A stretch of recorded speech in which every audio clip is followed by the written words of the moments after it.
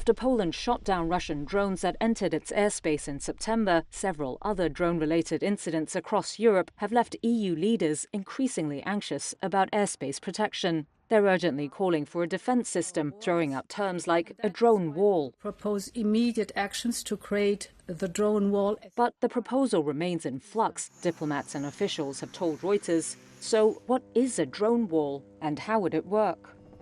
Such a defense system would detect incoming drones and be able to counter them. Here's Robert Tollost, research fellow at the Royal United Services Institute. It's about integrating all of your air defense assets to work together in tandem, from ground radars, fighter jets, cheap interceptor drones, missiles, the whole range of capabilities and electronic warfare to jam these drones, all working in tandem around the clock.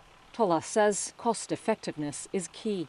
For the Poland incursion on September the 9th, NATO deployed F-35 and F-16 fighter jets, helicopters and a Patriot air defense system collectively worth billions of dollars. The Russian drones they were responding to cost a tiny fraction of that price. You just can't be firing hundreds or even thousands of $1 million or $500,000 missiles at these drones that generally cost about $50,000 each. That would be the Russians imposing a huge cost on us. Tollost says technologies such as cheap interceptor drones and lasers exist already, but have yet to be scaled up. The EU initiative is a test of its ambitions to play a greater role in defence, which traditionally falls to national governments and NATO. And it's a challenge to Europe's ability to take more responsibility for its own security, as demanded by Donald Trump and many US presidents before him. The proposal is also caught up in a power struggle over who should control major European defence projects. Germany and France are wary of handing power to the European Commission, the EU's executive body, diplomats told Reuters.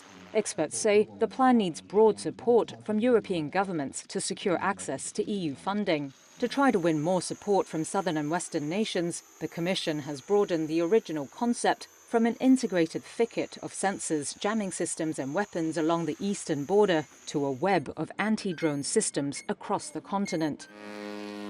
Once the Commission has fleshed out its proposal, EU governments will decide whether to give it the green light. But experts say cost, scale and cross-border integration remain major challenges, with decisions to be made on which systems to buy, where to use them and how to link them all together. Tollost added, Ukraine's drone defense efforts in the Russian war show it's likely to be an evolving project. That's a constantly evolving evolution between the attacking side and the defending side.